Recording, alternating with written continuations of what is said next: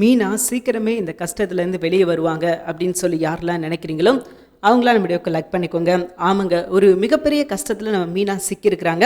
இன்னைக்கு எபிசோட் ஆரம்பிக்கும் போது நம்ம மீனா முத்து அவங்க 2 பேர் தான் பேசிக்கிட்டு இருக்காங்க. அப்போ முத்து கேட்குறாரு, என்ன மீனா கொடுக்க வேண்டிய பணமெல்லாம் வந்துருச்சா அப்படின்னு கேட்கும்போது மீனா இல்லைங்க நாளைக்கு தருவேன் அப்படின்ற மாதிரி சொல்லியிருக்காங்க அப்படின்ற மாதிரி சொல்ல முத்து இருந்துக்கிட்டு ஏன் மீனா இப்படி டிலே பண்ணுறாங்க, அதான் வேலை முடிஞ்சிருச்சு அப்படின்னா பணத்தை கொடுத்துட வேண்டியதானே, ஏன் இப்படி பண்ணுறாங்க அப்படின்ற மாதிரி சொல்ல இல்லைங்க மண்டபத்தில் இன்னும் அவங்களுக்கு பேமெண்ட் வரலையா, அதனால தான் அவங்க என்ன பண்ணுறாங்கன்னா லேட் பண்ணுறாங்க அப்படின்ற மாதிரி சொல்கிறாங்க. மீனா மனசுக்குள்ள என்ன நினைக்கிறாங்க அப்படின்னா, நம்ம இவர்கிட்ட ஏதாவது சொல்லி அவர் கோவப்பட்டு கிளம்பி வந்தார் அப்படின்னா நிச்சயமா அது ஒரு பிரச்சனையா வந்துடும். ஸோ நம்மளால அவருக்கு ஒரு பிரச்சனை வரக்கூடாது. அவர் டிரைவிங்க்கு போயிருக்காரு, ஸோ நிம்மதியாக அவர் பாட்டுக்கு அவரோட வேலையை பார்க்கணும். இதில் நான் ஏதாவது சொல்லி ஸோ கொஞ்சம் கஷ்டப்படக்கூடாது அப்படின்றதுனால முத்துக்கிட்ட எல்லாத்தையும் மறைச்சி தன் மனசுக்குள்ளே பூட்டி வச்சுக்கிறாங்க நம்ம மீனா.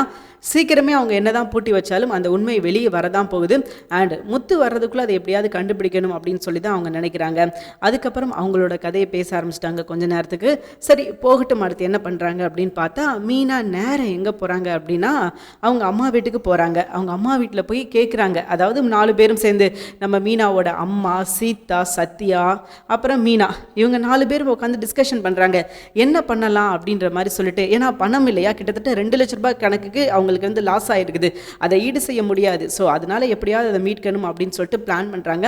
அப்போ சத்யாவாக இருக்கட்டும் சீதாவாக இருக்கட்டும் எல்லாரும் வந்து ஆறுதல் சொல்கிறாங்க, விடுமா பார்த்துக்கலாம், நம்ம உழைச்ச பணம் நமக்கு எப்படினாலும் திரும்ப வந்துடும், அதை எப்படி நம்ம அவங்க கிட்ட இருந்து வாங்குறது அப்படின்றத பார்க்கலாம் அப்படின்ற மாதிரி ஆளுக்கு ஒவ்வொரு ஆளும் ஒவ்வொரு கருத்து சொல்கிறாங்க. பட் மீனாவுக்கு வந்து இது வந்து எதுவுமே பண்ண முடியாது அப்படின்ற மாதிரி அவங்க மனசில் தோணுது. என்னடா பண்ண அப்படின்னு சொல்லி அவங்களும் யோசிச்சுக்கிட்டு தான் இருக்காங்க. அப்படி தான் அவங்க யோசிக்கும் போது டக்குன்னு நம்ம மீனாவோட அம்மா சொல்கிறாங்க, ஏமா உனக்கு தான் அந்த போலீஸ் ஃப்ரெண்டு இருக்காங்க இல்லையா, அவங்களோட மனைவியை உனக்கு நல்லாவே தெரியும்ல, அவங்க கிட்ட வச்சு ஏதாவது மூவ் பண்ண முடியுமா அப்படின்ற மாதிரி அவங்க அம்மா சொல்ல அப்போ தான் மீனாவுக்கு ஒரு விஷயம் ஞாபகம் வருது. முத்துவுக்கு பல முறை அவரே ஹெல்ப் பண்ணியிருக்காரு, முத்துவோட நல்ல மனசை புரிஞ்சுக்கிட்டு அவரே சில நேரங்களில் முத்துவை காப்பாற்றிருக்காரு அப்படின்றது மீனாவுக்கு நல்லாவே தெரியும். சரி நம்ம அவரை போய் பார்த்து ஏதாவது பண்ண முடியுமா அப்படின்ற மாதிரி சொல்லிட்டு நம்ம மீனா கிளம்புறாங்க. அவங்க அம்மா கிட்ட என்ன சொல்கிறாங்க அப்படின்னா, இம்மா நீ வர வேணாம், நானும் தம்பியும் போய் அது என்ன ஏதுன்னு பார்த்து பேசிக்கிறோம் அப்படின்ற மாதிரி சொல்லிட்டு சத்யாவை மட்டும் கூப்பிட்டுட்டு நேராக அவரை பார்க்கறதுக்காக போகிறாங்க. அவரும் பார்த்தீங்கன்னா அவரால் எதுவும் பண்ண முடியாது அப்படின்னு சொல்லிட்டாரு. ஏன்னா சட்டப்படி எல்லாமே கரெக்டாக இருக்குது, இந்த இடத்துல எதுவுமே குறை சொல்ல முடியாது. ஏன்னா கரெக்டாக ப்ராப்பராக டாக்குமெண்ட் அவங்க ரெடி பண்ணியிருக்காங்க, அவங்க வந்து பிளான் பண்ணி தான் பண்ணியிருக்காங்க. ஸோ அதனால் அவங்க கண்டிப்பாக பிளான் பண்ணி தான் பண்ணியிருப்பாங்க அப்படின்றதுனால எல்லாமே அவங்களுக்கு சாதகமாக தான் இருக்குது, நம்மளால் இதுக்கு மேலே எதுவுமே பண்ண முடியாது அப்படின்ற மாதிரி சொல்ல மீனா ரொம்பவே உடஞ்சு போயிடுறாங்க. என்னடா அது சட்டம் தான் கடைசியில் நமக்கு காப்பாற்றும் அப்படின்னு பார்த்தா சட்டமே கைவிட்டுரும் போல இருக்குது அப்படின்னு சொல்லி அவங்க கொஞ்சம் நொந்து போகிறாங்க. ஏன் அப்படின்னா இதுக்கப்புறம் எதுவுமே செய்ய முடியாது, போலீஸ்கிட்ட போனாலும் எதுவுமே பண்ண முடியாது அப்படின்ற சுச்சுவேஷன் வரும்போது அவங்களால என்ன பண்ண முடியும். போலீஸ்காரங்களும் அப்படி சொல்லிட்டாங்க, இல்லைம்மா இதை வச்சு எங்களால் எதுவும் பண்ண முடியாது, வேணா நான் ஒன்று பண்ணுறேன், இல்லீகலாக ஏதாவது ட்ரை பண்ண முடியுமா, லீகலாக இதை வச்சு எதுவும் பண்ண முடியாது, இல்லீகலாக வேணா முடிஞ்சால் ஏதாவது ட்ரை பண்ணுறேன் அப்படின்ற மாதிரி அவரும் சொல்லிட்டாரு. மீனாவுக்கு பெரிய நம்பிக்கையோடு வந்தாங்க, சார்கிட்ட போனால் ஏதாவது கொஞ்சம் மாற்றம் நடந்துடும், பணம் திரும்ப கிடைக்கிறதுக்கான வாய்ப்பு இருக்குது அப்படின்னு சொல்லி வந்தாங்க.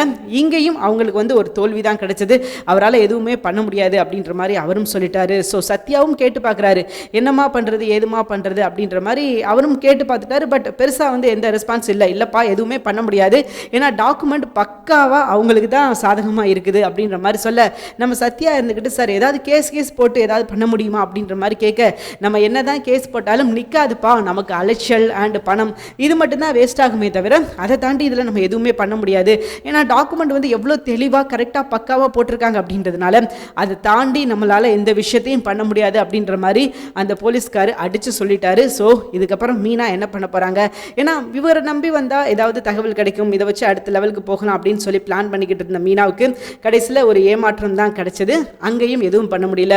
அதுக்கப்புறம் சத்யா மீனா 2 பேரும் வெளியே வந்து டிஸ்கஷன் பண்ணிக்கிட்டு இருக்காங்க, என்ன பண்ணலாம் ஏது பண்ணலாம், எப்படியாவது அந்த பணத்தை வாங்கணும். ஏன்னா அவங்க பணம் மட்டும் கிடையாது, அந்த ப்ரொடியூசர் ஒருத்தர் கொடுத்துருக்காரு காசு, அந்த காசை வச்சு தான் இவ்வளோ தூரத்துக்கு பண்ணியிருக்காங்க, மறுநாளே வந்து நான் பணத்தை கொடுத்துட்றேன் அப்படின்ற மாதிரி சொல்லியிருந்தாங்க அவர்கிட்ட.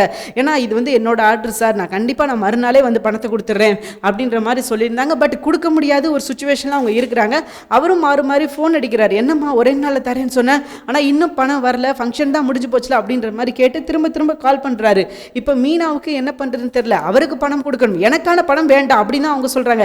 எனக்கான பணம் எனக்கு வேணாம், யாரோட பணம் வேணும் அப்படின்னா எனக்காக வேலை பார்த்தவங்களோட பணம் வேணும், எனக்காக பணம் கொடுத்தவரோட பணம் மட்டும் வேணும், என்னோட லாபத்தை கூட நீங்களே வச்சுக்கோங்கடா, இவங்களுக்கு மட்டும் சேர வேண்டிய காசை கொடுங்கடா அப்படின்ற மாதிரி தான் அவங்க கேட்குறாங்க. ஆனால் அதுக்கு கூட அவங்களுக்கு மனசு வரல. அவங்கள பொறுத்த வரைக்கும் மீனாவை ஏமாத்தணும், இதுக்கப்புறம் மீனா இந்த பிஸ்னஸில் இருக்கக்கூடாது அப்படின்றத பிளான் பண்ணிட்டாங்க. ஸோ அதுக்காக தான் அவங்க இந்த விஷயங்கள்லாம் பண்ணிக்கிட்டு இருக்காங்க. அதனால நம்ம எதுவுமே பண்ண முடியாது. ஓகேவா? அப்போ மீனா தான் இதுக்கப்புறம் ஏதாவது ஒரு விஷயம் பண்ணி உண்மை என்ன அப்படின்றத கண்டுபிடிக்கணும். பார்க்கலாம் நம்ம மீனா கண்டுபிடிக்கிறாங்களா அப்படின்னு சொல்லிட்டு. இப்போ சத்யா மீனா 2 பேரும் பேசிக்கிட்டு இருக்கும்போது முத்து கால் பண்ணுறாரு. என்ன மீனா எப்படி இருக்க, நல்லா இருக்கியா, பணம் வந்ததுக்கப்புறம் என்னை கண்டுக்கிடலை பார்த்தல அப்படின்ற மாதிரி ஜாலியாக சொல்ல, இல்லைங்க அதெல்லாம் ஒன்றும் இல்லைங்க அப்படின்ற மாதிரி இவங்க சொல்ல, என்ன மீனா உன் வாய்ஸே ஒரு மாதிரி டல்லாக இருக்குது, எதுவும் பிரச்சனையா அப்படின்ற மாதிரி கேட்குறாங்க நம்ம முத்து. அதுக்கு மீனா இருந்துக்கிட்டு பிரச்சனையெல்லாம் ஒன்றும் இல்லைங்க, 2 நாள் அலைச்சல் அப்படின்னு அவங்க சொல்கிறதுக்கு முன்னாடியே முத்து எனக்கு தெரியும் நீ 2 நாள் ரொம்ப வேலை பார்த்துருப்ப, டயர்டாக இருந்திருப்ப, ஸோ இந்த டயத்தில் நான் அவங்க கூட இல்லாமல் போயிட்டேனே, உனக்கு நிறையா ஹெல்ப் பண்ணியிருந்திருப்பேன் அப்படின்ற மாதிரி அவரும் சொல்ல, பரவாயில்லங்க இருக்கட்டும், நீங்கள் உங்கள் வேலையை பாருங்கள், எப்படியாவது நீங்கள் நல்லபடியாக திரும்பி வாங்க அப்படின்ற மாதிரி சொல்ல, வேற எதுவும் பிரச்சனையா மீனா, உன் குரலும் தடுமாற்றம் தெரியுது, எதுவும் பிரச்சனையா அப்படின்ற மாதிரி முத்து கேட்குறாரு.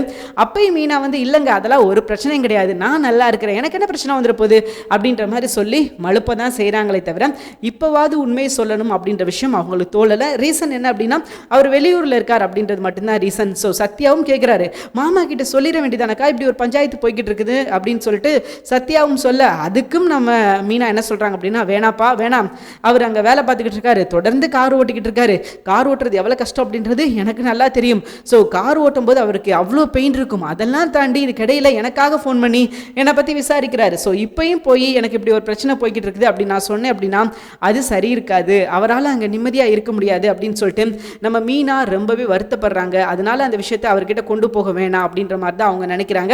அவங்க நினைக்கிறதுல என்னதான் நல்ல விஷயம் இருந்தாலும் அதில் எவ்வளோ பெரிய சிக்கல் இருக்குதுன்னா, முத்துக்கிட்ட சொன்னால் நிச்சயமாக அவரால் முடிஞ்ச விஷயத்த பண்ணுவார், இப்படி பண்ணு மீனா, அப்படி பண்ணுவா மீனா அப்படின்ற மாதிரி ஏதோ ஒரு விஷயத்த சொல்லுவார். பட் அவங்க கிட்ட இருந்து மறைக்கிறாங்க நம்ம மீனா.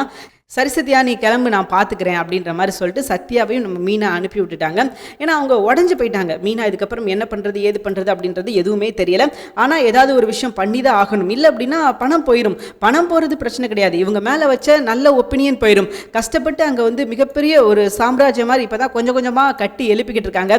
அது சரிஞ்சிச்சுன்னா ஒட்டு மொத்தமாக எல்லாமே சரிஞ்சிடும்ன்றதுனால அவங்க ரொம்ப கேர்ஃபுல்லாக எல்லா விஷயத்தையும் ஹேண்டில் பண்ணுறாங்க.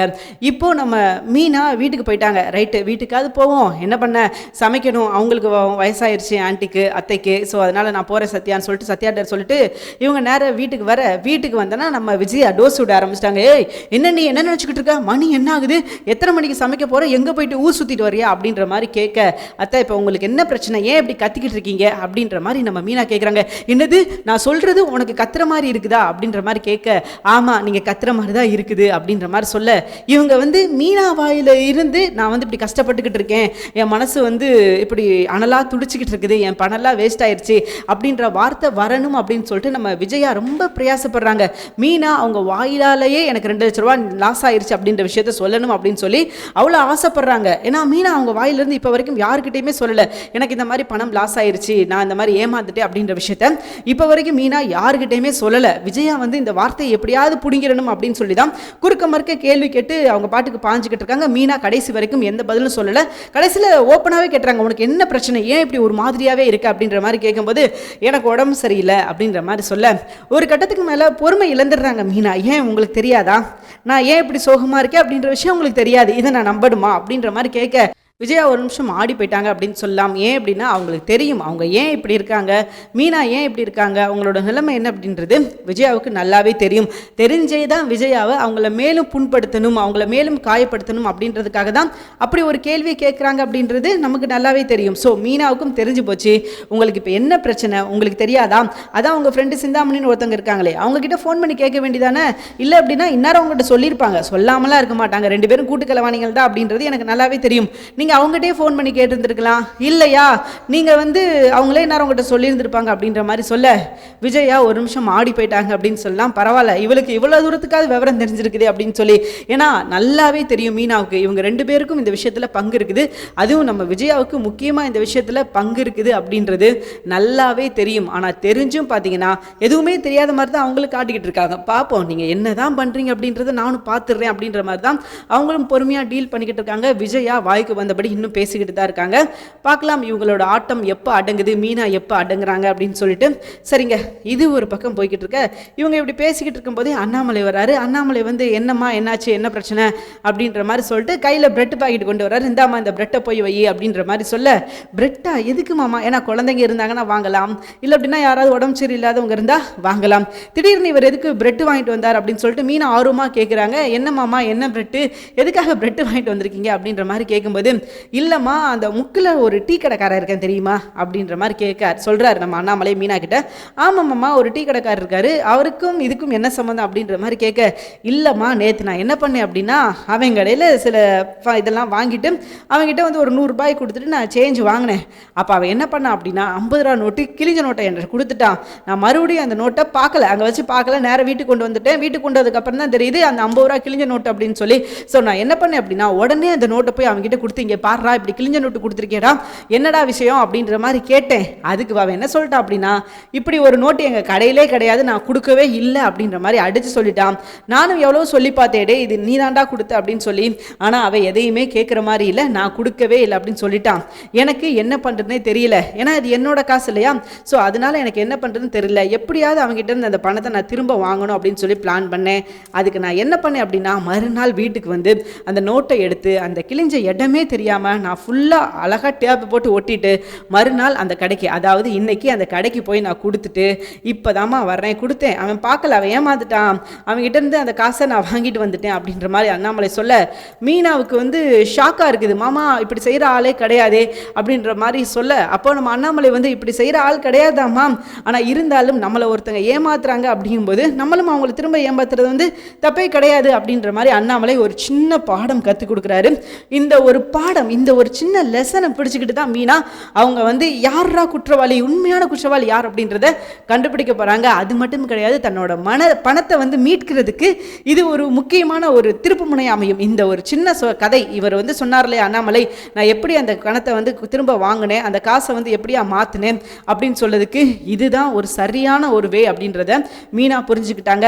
நம்ம வந்து யாரையும் தெரியாதவங்களை ஏமாற்ற போகிறது கிடையாது, நம்மளை ஏமாத்தின ஒருத்தனை தான் ஏமாற்ற போகிறோம். இதில் என்ன தப்பு இருக்குது, நம்மளை ஒருத்தர் ஏமாத்திருக்கான், பதிலுக்கு நம்மளும் அவனை ஏமாற்ற போகிறோம், இதில் எந்த தப்பும் கிடையாது அப்படின்ற ஒரு மைண்ட் செட்டுக்கு நம்ம மீனா வந்துட்டாங்க. சரி, அடுத்த கட்ட நடவடிக்கை என்ன பண்ண போகிறாங்க அப்படின்னு பார்த்தீங்கன்னா, உடனே வீட்டில் மீட்டிங். யாரோட வீட்டில் மீட்டிங்னா இங்கே வீட்டில் போட்டோம் அப்படின்னா நிச்சயமாக அது பிரச்சனை. விஜயா உடனே இங்கே நடக்கிற விஷயத்தை அப்டேட்டாக உடனே சிந்தாமன்கிட்ட ஃபோன் பண்ணி, மீனா வந்து இப்படி பிளான் பண்ணிக்கிட்டு இருக்கா, மீனா இப்படி பண்ண போகிறா அப்படின்ற மாதிரி சொல்லிடுவாங்க. அப்படின்றதுனால மறுநாள் அவங்க அம்மா வீட்டுக்கு போயிட்டாங்க. அவங்க அம்மா வீட்டுக்கு போய் சிஐடி மாதிரி நம்ம மீனா கெத்தா நிற்கிறாங்க. சுற்றி 3 பேரும் நிற்கிறாங்க. சத்யா, மீனாவோட அம்மா அண்ட் சீதா 3 பேரும் நிற்க, இவங்க 3 பேருக்கும் சொல்கிறாங்க, நம்ம இது வரைக்கும் யாரையும் ஏமாத்துனது கிடையாது, நம்ம இது வரைக்கும் யாரோட காசையும் ஆசைப்பட்டது கிடையாது, ஸோ இப்போ நம்மளோட காசை பிடுங்கணும் அப்படின்றதுக்காக சில விஷயங்கள் நம்ம பண்ண போகிறோம் அப்படின்ற மாதிரி சொல்கிறாங்க. அதோட தான் எபிசோட் முடிச்சிருந்தாங்க. ஓகேங்க, இன்னைக்கு எபிசோட் நடந்த விஷயத்த ஷார்ட் அண்ட் ஸ்வீட்டாக சொல்லிட்டேன். அண்ட் இதுக்கப்புறம் நாளைக்கு என்ன எபிசோடில் என்ன நடக்க போகுது அப்படின்றத கேட்குறவங்க கேளுங்க. அண்ட் இது முழுக்க என்னோட ஒப்பீனியன் தான், ஸோ கேட்குறவங்க தாராளமாக கேட்கலாம். சரி, இப்போ மீனா அடுத்து என்ன பிளான் பண்ண போகிறாங்க அப்படின்னா, பலகுரல், அதாவது நம்ம சுருதியை வச்சு தான் காய் நகர்த்தணும் அப்படின்ற மாதிரி சொல்லிட்டு சீதா, சத்யா, அப்புறம் அவங்க அம்மா எல்லாத்துக்கிட்டே சொல்கிறாங்க, நம்ம இது வரைக்கும் யாரும் ஏமாத்துறது கிடையாது, நம்மளை ஒருத்தர் ஏமாத்திருக்கா அப்படிங்கும்போது நம்ம திரும்ப பதிலுக்கு அவங்கள வந்து ஏமாத்துறதுல எந்த தப்பும் கிடையாது. ஏன்னா நமக்கு வந்து யாருக்கும் கெடுதல் பண்ணலை, நம்ம யாருக்கும் வந்து தீங்கு விளைக்கலை. ஆனால் நமக்கு ஒருத்தர் இப்படி நடக்கணும்னு நினைக்கும் போது நம்ம வந்து சும்மா இருந்தோம் அப்படின்னா அவன் என்ன நினச்சிக்கிடுவான், இவனை எவ்வளோதான் அடித்தாலும் தாங்குவான்டா, இவனை எவ்வளோ ஏமாத்தினாலும் நமக்கு வந்து பிரச்சனையே கிடையாது, நம்ம இவளை எவ்வளவு தூரத்துக்கு ஏமாற்ற முடியுமோ அவ்வளவு தூரத்துக்கு ஏமாத்துவான், கஷ்டப்படட்டும் அப்படின்னு சொல்லி நம்மளை வந்து 4 பேர் சீண்டி பார்த்துருவாங்க. ஸோ அந்த இடத்துக்கு நம்ம விட்டுறவே கூடாது, நம்ம இப்போ உங்களுக்கு சரியான ஒரு பனிஷ்மெண்ட் கொடுக்கணும், எப்படியாவது அந்த பணத்தை நம்ம மறுபடியும் வாங்கணும் அப்படின்னு சொல்லிட்டு நம்ம மீனா பயங்கரமாக ஒரு முடிவு எடுத்திருக்காங்க. அப்போ என்ன பிளான் அப்படின்னு பார்த்தீங்கன்னா, இந்த இடத்துல சம்மந்தப்பட்டது சிந்தாமணி தான். சிந்தாமணி சொல்லி தான் மேனேஜர் அப்படி ஒரு விஷயத்தை பண்ணா. இவங்க 2 பேரும் கூட்டுக்கலவாணிகள், என்கிட்ட கொடுத்தது என்னமோ 50,000 தான் அப்படின்ற வார்த்தையை அவங்க வாயாலே ஒப்பிச்சா மட்டும்தான் நம்ம கிட்ட வந்து அந்த பணம் வரும். ஸோ அந்த வார்த்தை சொல்லாத வர எதுவுமே பண்ண முடியாது. ஸோ போலீஸ் கிட்ட போய் அந்த விஷயத்தை சொல்ல வைக்கணும் அப்படின்னா ஒரு சரியான ஆதாரம் வேணும், ஒரு சரியான எவிடன்ஸ் வேணும், அது இல்லாமல் எதுவுமே பண்ண முடியாது. இதுக்கு ஒரே ஆள் அப்படின்னா சுருதி தான், சுருதியை நம்ம மீட் பண்ணணும் அப்படின்னு சொல்லிட்டு சத்யா, சீதா, அப்புறம் பார்த்தீங்கன்னா மீனா, சுருதி, இவங்க 4 பேரும் சேர்ந்து அடுத்த பிளான் போட ஆரம்பிச்சிட்டாங்க. என்ன பிளான் அப்படின்னா, அந்த மேனேஜருக்கு ஃபோன் பண்ணி, ஏன்னா அவனோட நம்பர் ஈஸியாக கிடைச்சிடும் அப்படின்றதுனால அவனுக்கு ஃபோன் பண்ணி, எப்படியாவது இந்த விஷயத்தில் நீங்கள் தான் இந்த விஷயம் மாதிரி பண்ணியிருக்கீங்க பண்ணியிருக்கீங்க அப்படின்றத அவங்க வாயாலே சொல்ல வைக்கணும். அப்படி சொல்ல வச்சா மட்டும்தான் மீனா வந்து இந்த விஷயத்தில் தப்பிக்க முடியும் அப்படின்றது மீனாவுக்கு நல்லாவே தெரியும். அதனால் நம்ம மீனா என்ன பண்ண போகிறாங்க அப்படின்னா, எப்படியாவது அந்த உண்மையை வெளியே கொண்டு வரணும் அப்படின்றதுக்காக இவங்க 4 பேரும் சேர்ந்து அடுத்து ஒரு சிஐடி வேலை பார்க்க போகிறாங்க. ஸோ பார்ப்போம் எப்படி இந்த விஷயத்தை பண்ணுறாங்க அப்படின்றது இனி வர எபிசோடில் தெரியும். அண்ட் இதை விட இன்னொரு முக்கியமான விஷயம் என்ன அப்படின்னா, மீனா தான் யார் அப்படின்றத நிரூபிக்கிறதுக்கு ஒரு நல்ல சந்தர்ப்பம். ஏன்னா முத்து ஊர்லேருந்து வந்ததுக்கப்புறம் அங்கே நடந்த விஷயங்களை அவர் ஒரு கதையாக சொல்லுவார் இல்லையா, இங்கே என்ன நடந்தது அப்படின்றத சொல்கிறதுக்கு மீனாவுக்கு ஒரு ஸ்டோரி வேணும் இல்லையா. மீனா இங்கே என்ன சம்பவங்கள் நடந்தது அப்படின்றத சொல்கிறதுக்கு இந்த கதை நிச்சயமாக மீனாவுக்கு உபயோகமாக இருக்கும். ஏன்னா மீனா இப்போ பண்ண போகிறது சாதாரண விஷயம் கிடையாது.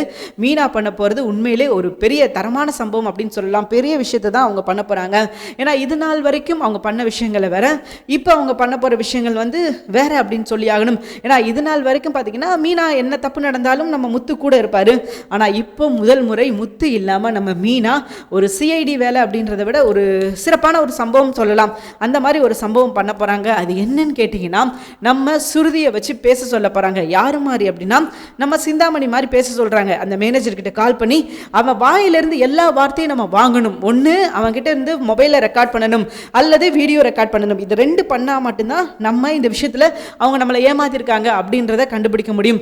சுருதி கிட்ட போய் இந்த விஷயத்த சொல்லவும் சுருதிக்கு தெரிஞ்சிச்சு, எனக்கு தெரியும் மீனா அப்போவே இந்த மாதிரி ஒரு சம்பவம் நடந்திருக்குது, இதில் வந்து நம்ம முத்துவோட அம்மா விஜயா வந்து சம்மந்தப்பட்டிருக்காங்க அப்படின்றது எனக்கு அப்போவே தெரியும் மீனா அப்படின்ற மாதிரி சொல்ல, என்ன சுருதி சொல்கிறீங்க அப்படின்ற மாதிரி கேட்க, ஆமாம் என்றைக்குமே அவங்க வந்து காசு கொடுத்து வெளியே வாங்கி சாப்பிட்ற ஆளே கிடையாது. அவங்க வந்து வெளியே ஹோட்டலில் ஆர்டர் பண்ணி சாப்பிட்றாங்க அப்படின்னா நிச்சயமாக அதுக்கு பின்னாடி ஏதோ ஒரு திட்டம் இருக்குது. அவங்க வந்து ஹாப்பியாக இருக்காங்க அப்படின்னு சொல்லும்போது எனக்கு தெரியும் மீனா, அவங்க ஏதோ விஷயத்தை வந்து பண்ணியிருக்காங்க, உங்களுக்கு எதிராக அவங்க ஒரு துரோகம் பண்ணியிருக்காங்க அப்படின்றது எனக்கு நல்லாவே தெரியும். தெரிஞ்சும் நான் ஏன் அமைதியாக இருந்தேன் அப்படின்னா, என்னால் அந்த இடத்துல வந்து அது உண்மையா பொய்யா அப்படின்றது என்னால் கெஸ் பண்ண முடியல. ஏற்கனவே நான் ரவிக்கிட்ட சொல்லிட்டேன், இதில் நிச்சயமாக அவங்க அம்மா ஏதோ வேலை பார்த்துருக்காங்க அப்படின்றத நான் ரவிக்கிட்ட சொன்னேன். ரவினியும் ஆமாம் அவங்க கண்டிப்பாக இந்த மாதிரி வேலை பார்த்துருப்பாங்க அப்படின்னு தான் சொன்னான். கண்டிப்பாக நம்ம எப்படியாவது அந்த பணத்தை திரும்ப மீட்டுருவோம் மீனா, நீங்கள் எதுக்குமே கவலைப்படாதீங்க, என்ன பண்ணணும் அப்படின்றத மட்டும் நீங்கள் சொல்லுங்கள், மிச்சத்தை நான் பார்த்துக்கிறேன் அப்படின்ற மாதிரி நம்ம சுருதி சொல்லிட்டாங்க.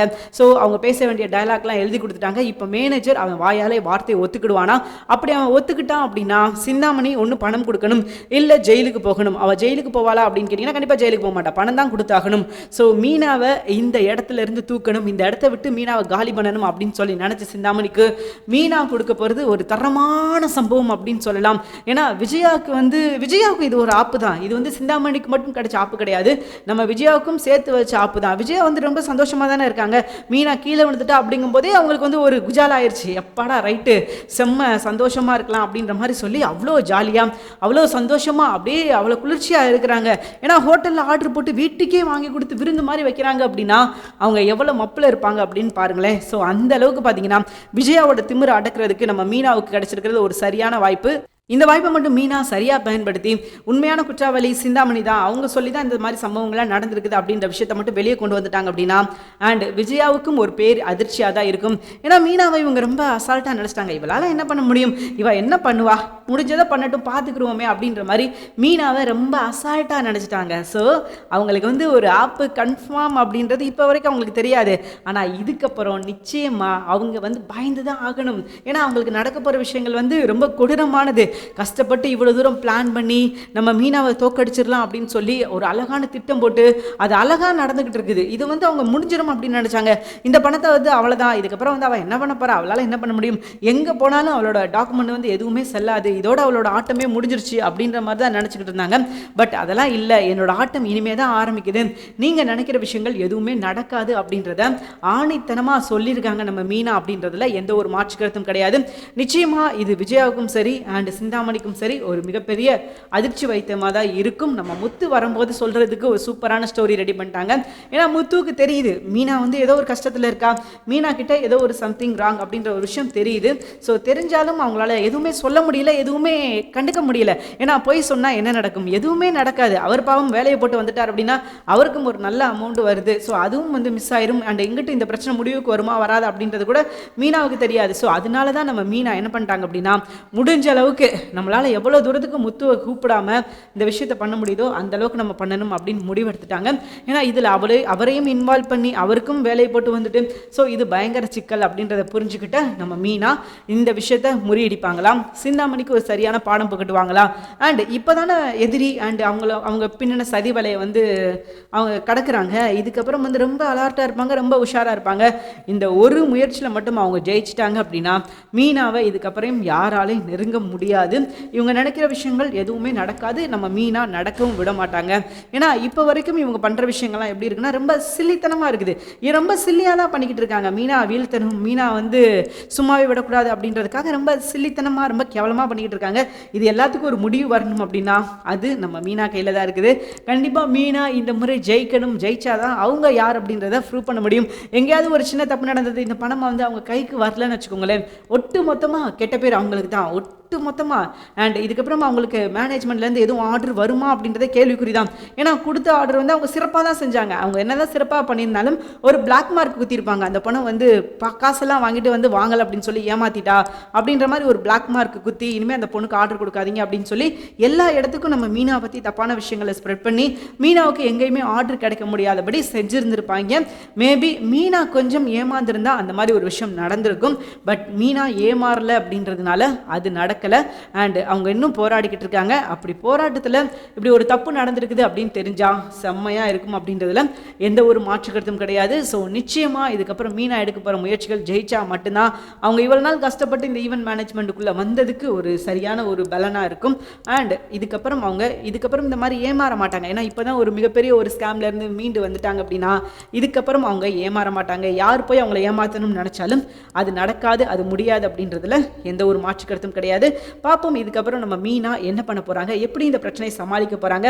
அது மட்டும் கிடையாது, தன்னை சுற்றி நடக்கிற விஷயங்கள் எல்லாத்தையும் எப்படி அடுத்த கட்டத்துக்கு எடுத்துக்க போகிறாங்க, அவங்க பிஸ்னஸை எப்படி டெவலப் பண்ண போகிறாங்க அப்படின்றத நம்ம பொறுத்திருந்து தான் பார்க்கலாம். இதுக்கப்புறம் நம்ம மீனா என்ன பண்ணுறாங்க அப்படின்னு சொல்லி. தேங்க்யூ ஃபார் வாட்சிங். நிச்சயமாக இந்த வீடியோ உங்களுக்கு பிடிச்சிருக்கும் அப்படின்னு சொல்லி நான் நம்புறேன். இந்த வீடியோ உங்களுக்கு பிடிச்சிருந்துச்சுன்னா மறக்காம லைக் பண்ணிக்கோங்க. நம்ம சேனலை நீங்கள் இன்னும் சப்ஸ்கிரைப் பண்ணலையா, மறக்காம சப்ஸ்கிரைப் பண்ணுங்க. கூடவே பக்கத்தில் இருக்கிற பெல் ஐகானை கிளிக் பண்ணிக்கோங்க. தேங்க்யூ.